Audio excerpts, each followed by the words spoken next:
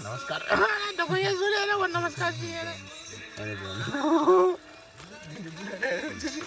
अलि चाहिँ पछाडि हेरेर गरेर आएको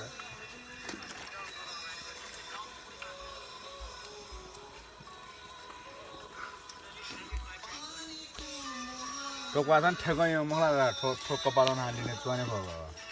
तु ठोक तुछेर नि तुछे नि आगे पछि तुछे एकन लिने त अच्छा रोबोट दे कति भयो हाँ थके चंगन दग मन यो आएको